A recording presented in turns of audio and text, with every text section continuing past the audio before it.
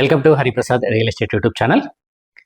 So real ఎస్టేట్కి సంబంధించి రెగ్యులర్గా నేను మీ ముందుకు ఎప్పటికప్పుడు లేటెస్ట్ అప్డేట్స్ని తీసుకురావడం జరుగుతుంది. సో గవర్నమెంట్ తీసుకునే వివిధ రకాల డెసిషన్స్ కానివ్వండి, సో కొత్తగా వచ్చే ప్రాజెక్ట్కి సంబంధించి అనేక రకమైన అంశాలను ఈ యూట్యూబ్ ఛానల్ ద్వారా మీతో షేర్ చేసుకోవడం అనేది జరుగుతుంది.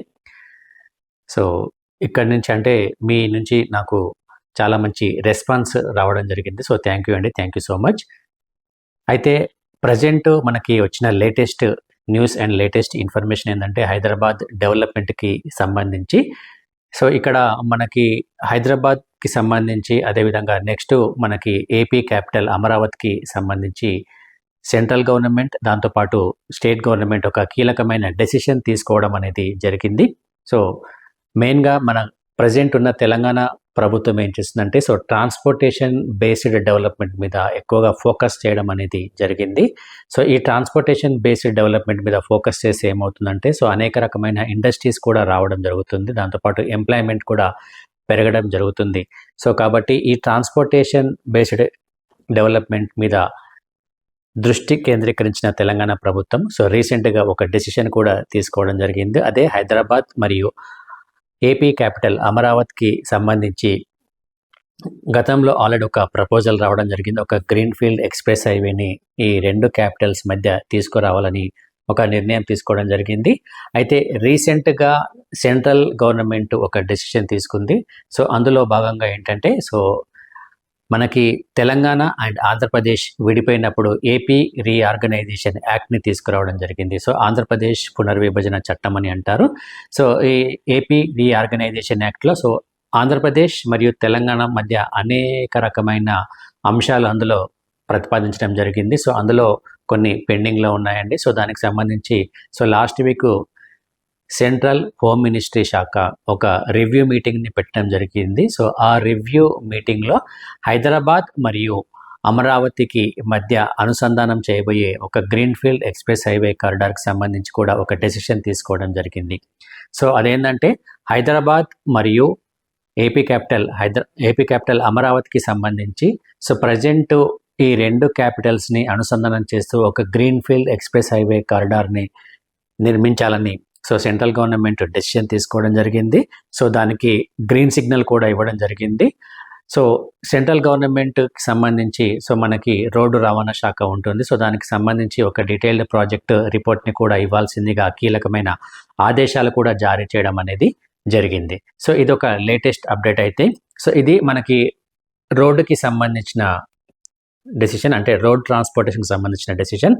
సో దాంతోపాటు మరొక డెసిషన్ కూడా తీసుకోవడం జరిగింది. సో ప్రజెంట్ మనకి తెలంగాణలో మనకి నౌకాశ్రయం లేదు, ఎందుకంటే తెలంగాణలో సముద్రం అనేది లేదు కాబట్టి సో ఒక డ్రై పోర్ట్ని కూడా నిర్మించాలని కూడా తెలంగాణ ప్రభుత్వం ఒక డెసిషన్ తీసుకోవడం జరిగింది. అంటే ఇటు రోడ్డు ట్రాన్స్పోర్టేషన్తో పాటు ఇటు డ్రై పోర్ట్ ట్రాన్స్పోర్టేషన్ కూడా ఉండాలని.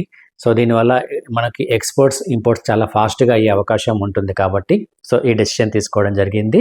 సో గతంలోనే తెలంగాణ ప్రభుత్వం కొన్ని ఏరియాస్ని కూడా ఐడెంటిఫై చేయడం జరిగింది. హైదరాబాద్ సరౌండింగ్ ఏరియాస్లో ఎక్కడెక్కడ డ్రై పోర్ట్ నిర్మిస్తే బాగుంటుందని కూడా సో కొన్ని ఏరియాస్ని కూడా ఐడెంటిఫై చేయడం జరిగింది. కానీ సో ఆ ఏరియాస్ అనేవి ఇంకా ఫైనలైజ్ అవ్వలేదు.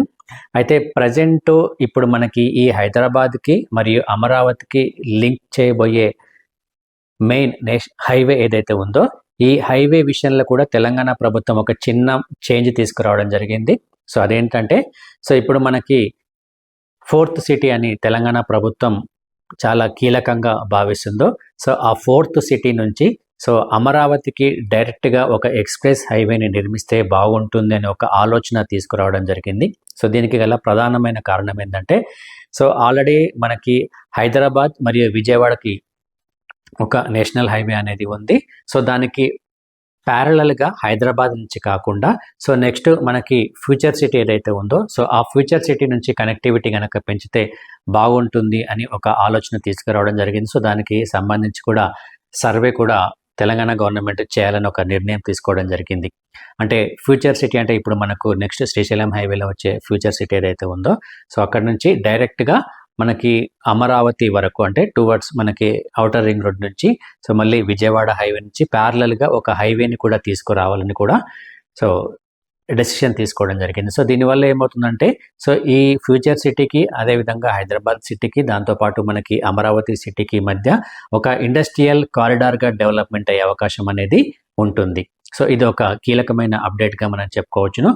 అండ్ దాంతోపాటు ఈ డ్రై పోర్ట్కి సంబంధించి కూడా ఒక అప్డేట్ తీసుకురావడం జరిగింది. సో ప్రజెంట్ మనకి సో మచిలీపట్నం పోర్ట్ అనేది చాలా దగ్గరగా ఉంటుంది హైదరాబాద్కి కనెక్టివిటీ పరంగా. సో ఇందులో ఏంటంటే మనము సో ఇరు రాష్ట్రాల మధ్య ఏపీ తెలంగాణ మధ్య ఎక్కువగా బియ్యం కానీ సిమెంట్ కానీ ఎరువులు కానీ సో ఆయిల్ కానీ సో ఇట్లా అనేక రకమైన ఎక్స్పోర్ట్స్ ఇంపోర్ట్స్ అవుతూ ఉంటాయి అన్నమాట సో ఈ రెండు రాష్ట్రాల మధ్య. సో వీటికి కావాల్సిన సమయాన్ని తగ్గించాలి కాబట్టి సో మనకి మచిలీపట్నం నౌకాశ్రయం ఏదైతే ఉందో ఈ మచిలీపట్నం నౌకాశ్రయానికి అదేవిధంగా హైదరాబాద్ అవుట్స్కట్స్లో నిర్మించబోయే ఒక డ్రై పోర్ట్కి ఒక రైల్వే మార్గాన్ని కూడా తీసుకురావాలని కూడా తెలంగాణ ప్రభుత్వం ఒక నిర్ణయం తీసుకోవడం అనేది జరిగింది. సో ఇది కూడా ఒక మంచి డెసిషన్గా మనం చెప్పుకోవచ్చును. సో తెలంగాణ విజయవాడ హైవేకి డెవలప్మెంట్కి సంబంధించి సో ఇది ఒక కీలకమైన అప్డేట్గా మనం చెప్పుకోవచ్చును. సో అంటే ఇప్పటి వరకు మనకి గతంలో ఒక డెసిషన్ తీసుకోవడం జరిగింది. సో విజయవాడ హైవేలో సో ఈ నల్గొండ ఈ సరౌండింగ్ ఏరియాస్లో ఒక డ్రై పోర్ట్ను నిర్మించాలని కూడా తెలంగాణ ప్రభుత్వం ఒక నిర్ణయం తీసుకోవడం జరిగింది. కానీ సో ఏరియా అనేది ఇంకా ఐడెంటిఫై చేయలేదు. మేబీ నాకు తెలిసి అది ఈ చౌటుపల్ మరియు ఈ నల్గొండ ఈ సరౌండింగ్లోనే ఈ మధ్యలోనే ఉండొచ్చు అని మనం ఎక్స్పెక్ట్ చేయొచ్చండి. సో ఈ డ్రై పోర్టు కనుక ఫైనల్ అయిపోతే సో ఈ డ్రై పోర్ట్ను కనెక్ట్ చేస్తూ అదేవిధంగా మచిలీపట్నం పోర్ట్ని కనెక్ట్ చేస్తూ ఒక రైల్వే మార్గం కూడా మనకి రాబోతుంది.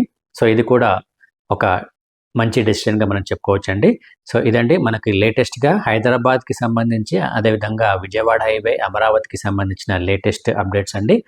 సో ఇదే విధంగా మీకు రెగ్యులర్గా రియల్ ఎస్టేట్కి సంబంధించి కానివ్వండి సో తెలంగాణ తీసుకునే కీలకమైన అప్డేట్స్కి సంబంధించి కానీ నేను ఎప్పటికప్పుడు మీకు సమాచారం ఇవ్వడం జరుగుతుంది. సో మీరు కనుక అంటే ఈ ఇన్వెస్ట్మెంట్ చేయాలి అని ఏదైనా ప్రపోజల్ కనుక ఉంటే సో బేస్డ్ ఆన్ ఈ డెవలప్మెంట్స్ బేస్ చేసుకొని మీరు కనుక ఇన్వెస్ట్మెంట్ చేస్తే ఫ్యూచర్లో మనకు మంచి అప్రిషియేషన్ వచ్చే అవకాశం అనేది ఉంటుందండి. సో థ్యాంక్ యూ అండి, థ్యాంక్ యూ. సో ఈ వీడియో కనుక నచ్చినట్లయితే సో లైక్ చేయండి, షేర్ చేయండి, సబ్స్క్రైబ్ చేయండి. Thank you so much.